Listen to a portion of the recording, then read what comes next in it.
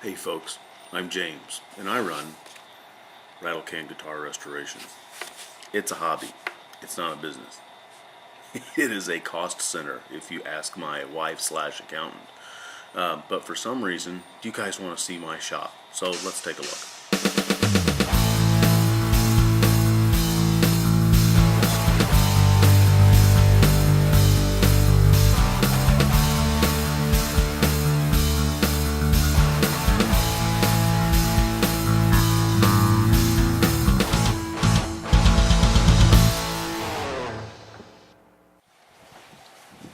And before we get going, I should probably let you know, I try to work within a budget, and that's about $150 a month.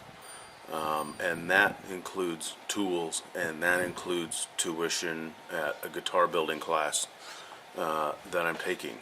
So, yeah, the whole reason Rattlecan was born was trying to figure out how to do things on the cheap. Not necessarily in a cheap way, but in an inexpensive way wherever possible. Sometimes you just gotta buy stuff. And when you do, you just kind of suck it up, and then you don't do things for that month. So some of the stuff you're going to see, you'll go,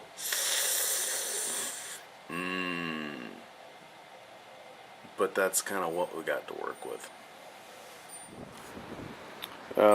Sorry for the wind. It's Fairfield, California, and it's always windy up here at the base.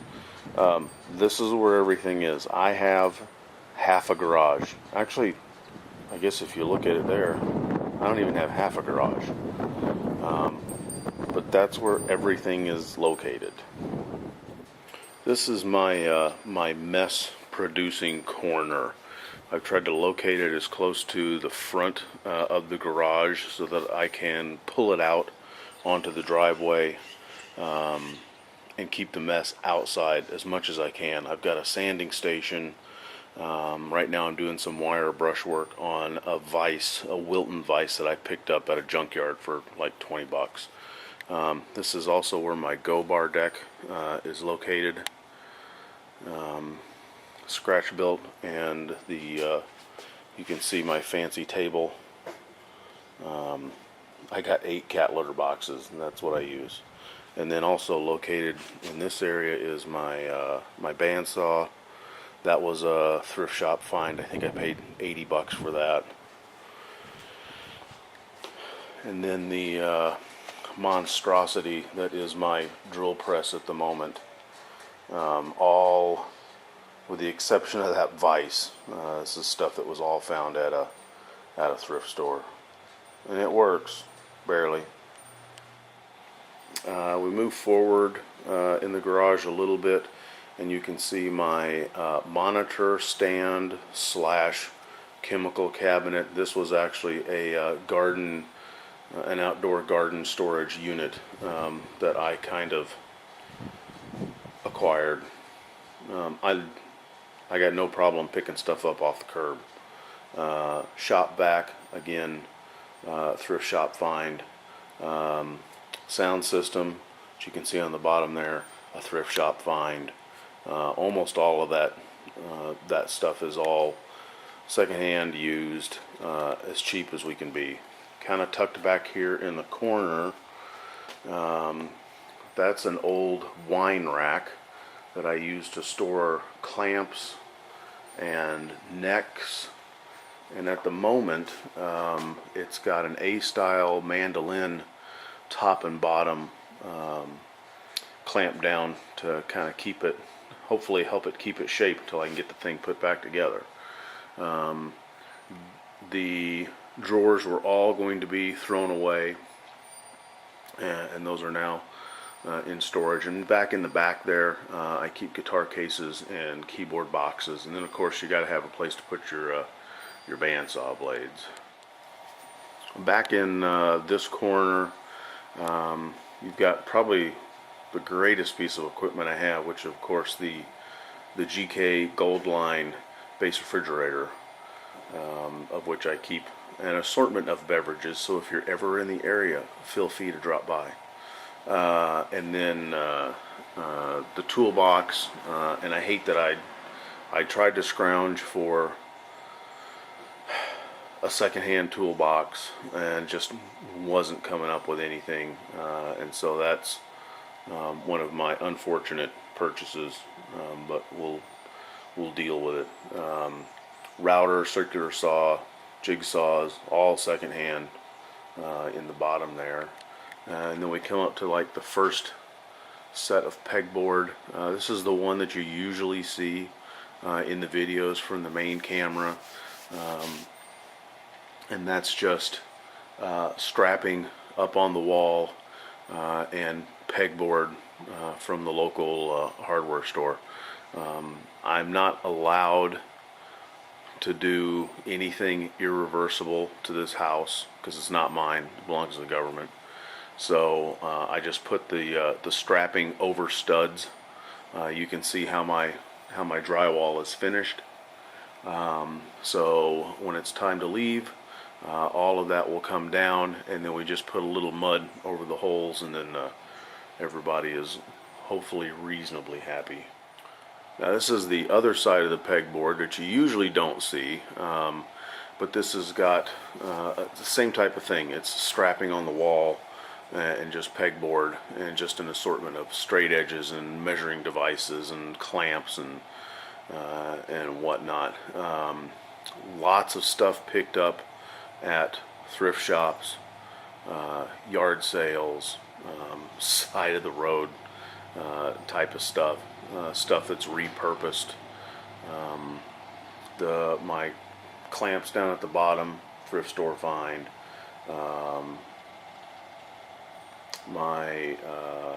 I'll show you that. This is my fancy Dremel router table, which looks very similar to that chair, because the two of those belonged to the same set. You'll see the third piece in that set in a little bit. They're held together, no kidding, with glue, spit, and a prayer. I've been trying to get rid of them for ages, but they're actually turning out to be kind of useful, and I already own them, so I think we'll keep them around for a while. This is one of two large black shelving units that I have. This one right now is predominantly wood storage on the first couple of shelves. The second shelf is tool and scrap storage, because I don't throw hardly anything away. Any garbage that gets produced here, it gets recycled. What can, scraps are held on to, because I always find a use for scraps. This shelf is for, as you can see, for guitar part storage. And then this is a little Fender amp that worked for about 8 minutes and is now going to be a future project. This one's kind of tough to see just because it's so backlit. This is the other big black shelving unit. Anything that's in a roll I keep up here on the top. And then the next area that I've got right now is holding the Lazarus and other assorted pieces that go with that. The next shelf down from that's my Dremel tackle box. The neck cradle that I built out of some wood that I found down the street. That was actually somebody's porch steps onto the back. This is my Scary Sharp system. I just got that nice piece of tempered glass. I paid $3 for the piece of glass, but then the lady saw that I was military, so she just gave it to me. And I always dig stuff like that. Shelf down below that, rags and towels for various services, and I got a miter box down on the bottom, but I'm really not. I use it often enough to keep it, I guess. I have a skinnier shelving unit next to that. I keep my storage, my empty storage items down there. They come and go. That is the veneer set that I did the finishing project with. And then this is a cool little tool that I picked up, and I haven't done anything with it yet. This is a Craftsman sander, and that's the box that it comes in.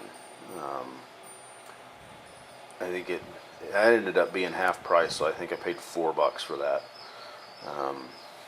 So that, I'm sure we'll do an episode with that. Then the laptop. Above that is all the reference guides, all the books and stuff that I have. And then let's pan over and we'll look at the main area here. Alright, this is where most of the stuff that you see on the YouTube channel happens. This is the main work area. I can't even call it a bench because it's not a bench. This is a very old oak drop leaf table that came off of my dad's front porch 25 years ago, and it was 100 years old at that point. And I have just used and abused it way beyond any expectations that piece of furniture ever had. Currently it has a nice big piece of granite on the top. Thanks, Dano. It's a great work surface. I really owe you on that one. And then I've just recently extended the work area out. I slid the granite over, and now I've got a piece of 3/4 inch birch plywood screwed down to the table to make it a little easier to move around. Power strips are strategically placed around. I have one set of power strips that's just for the lights and the computer, and I've got another power strip that is for the monitor and powering this camera. The lights I had. They're actually studio flashes, but I'm using 100-watt fluorescent bulbs as in the modeling light mode, because I've got them laying around. They're not doing anything. I don't do studio work anymore. The stands, they're actually a backdrop stand set that I picked up back when I was doing a lot of work in England. There's the camera on the tripod. It's a Canon 7D. I mean, there's nothing really remarkable about any of this stuff. This is a monitor I picked up at the BX for 129 bucks. I kind of splurged on that one. And you can see the clamps that I've got to hold the arms on. This is the top-down monitor, or the top-down lighting unit, and then this is where you get the Skycam footage. It's not, again, this is half of a garage, and this is where I work from. Now I do have this half of the garage if I ever need to expand out, but I only have a certain periods of the day I can do that because my wife really loves her car, and she wants it to stay inside, and we want to keep everyone happy. And then I guess on the back I kind of have some of this, but this is just all guitar case storage back up there, and we got some kind of squirreled over there. So there you go. That's the shop. It's not real fancy. My monitor, which I used actually to monitor what I'm shooting out of the main camera. I've got an HDMI cable running from the camera to the monitor, which is why oftentimes you see me looking off axis, because I'm still not smart enough to realize that is not where that is. And that monitor cost more than most of the tools, almost all of the tools in here. God, I can't, now that I think of it. Yeah, I don't think I've got anything that costs more. The toolbox. Yeah. Yeah, I think my toolbox cost more than my monitor, but not much. So that's the shop. Always looking for more ideas on how to efficiently use the space that I have. Would I love to have a big ginormous table saw, you know, the size of a 4x8 sheet of plywood? Yeah. Is that going to happen? No. Why? Because I move every 2 years. So anyways, there we are. And thanks for coming along, and be sure to like, comment, and subscribe. And remember, we're actually on the Facebook.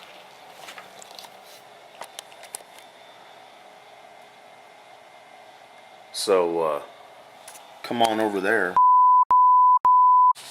so I can hit the record button before I'm done actually saying what I was going to say, because that's just kind of the way we do things around here.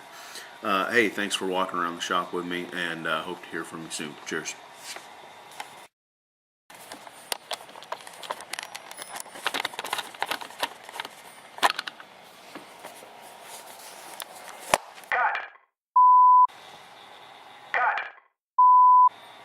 So,